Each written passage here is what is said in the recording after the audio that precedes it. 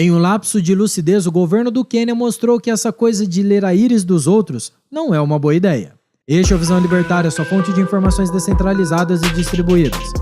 Esse artigo foi revisado por historiador libertário, escrito e narrado por Coreia com K. O ministro do Interior do Quênia, um país no leste da África, em um lapso de bom senso, suspendeu as atividades da empresa de tecnologia WorldCoin. Além disso, está proibido a quaisquer outras entidades cujo objetivo seja captar informações pessoais e sensíveis dos seus cidadãos. Fundada por Sam Altman, da OpenAI, a WorldCoin oferece uma distribuição gratuita de tokens, uma espécie de criptomoeda, para quem quiser que seus globos oculares sejam escaneados pelos seus dispositivos, chamados Orbs. O valor que será distribuído é o equivalente a $50 nessa shitcoin de nome globalista. Em outras palavras, você troca o escaneamento da sua íris e o atrelamento dela a seus dados pessoais por míseros $50. Quantia essa em um país com um PIB per capita de $1.169, que seria próximo a meio mês de trabalho. Segundo o comunicado do Ministério do Interior, citação: agências relevantes de segurança, serviços financeiros e proteção de dados iniciaram inquéritos e investigações para estabelecer a autenticidade e legalidade das atividades mencionadas, a segurança e a proteção dos dados que estão sendo coletados e como os coletores pretendem usá-los. Fim da citação. Alfred Mutua, secretário do gabinete do país, pistolou com a tecnologia, dizendo que apoia a paralisação, pois não quer que os quenianos sejam usados como cobaias e seus dados sejam coletados por qualquer empresa. Mutua ainda disse que devemos nos perguntar por que os nossos olhos estão sendo escaneados e as informações coletadas. Além disso, em suas palavras, precisamos pensar no que isso significa hoje e o que significará para nós e nossos filhos no longo prazo. Kithure Kindiki, outro secretário do governo, garantiu que os quenianos estão protegidos e que o governo tomará as decisões para garantir a segurança pública e a integridade das transações financeiras envolvendo seus cidadãos. Conforme o porta-voz do governo, medidas apropriadas serão tomadas com qualquer pessoa física ou jurídica que promova, auxilie, incite, se envolva ou esteja conectada de qualquer forma com esse tipo de atividade, até que o governo considere essa shitcoin segura. Os policiais foram mobilizados para dispersar as filas que estão se formando de centenas de cidadãos que estão se oferecendo para ler sua íris na cidade de Nairobi, capital do país.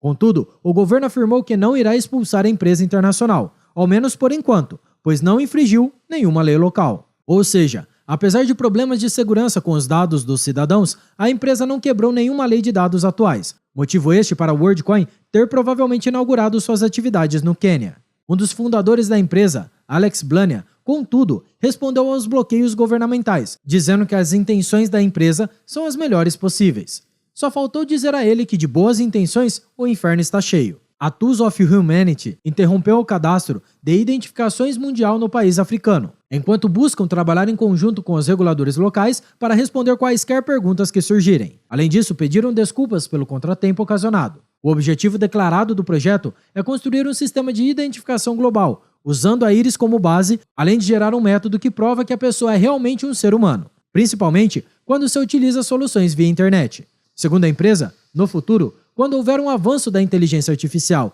e ela se tornar totalmente funcional, será difícil saber se quem está por trás desse serviço ou perfil da internet é uma máquina ou um humano real.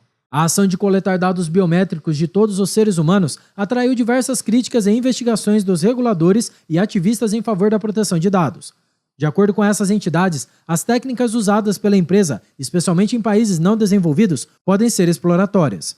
No país em questão, por exemplo, o valor que será disponível para cada usuário é próximo a 60% do salário mínimo oficial. Os defensores da empresa disseram que o World ID foi criado para ser algo privado, e segundo o advogado da empresa, eles estão ansiosos para retornar às operações enquanto continuam com seu lançamento em países da África e da América Latina. Como falamos no vídeo intitulado Troque o escaneamento dos seus olhos por WorldCoins, cujo link está na descrição, a empresa está focando seus esforços em trabalhar com a captação de dados dos cidadãos nos países destes continentes, inclusive na Europa. Tudo isso é possível depois que eles receberam um aporte de mais de $115 milhões em maio deste ano. A empresa apresenta uma base de dados com mais de 2 milhões de usuários, que escanearam sua retina de maneira voluntária, sem nenhum tipo de coação. Essas pessoas estavam interessadas na aquisição da shitcoin chamada WorldCoin. Aqui no Brasil, já existe um local na cidade de São Paulo onde as pessoas podem dar seus dados pessoais mais íntimos em troca da esmola. Aparentemente, a empresa distribuirá um WLD, código da moeda, semanalmente, como sendo uma renda básica universal. Aqui existem alguns pontos importantes para falarmos.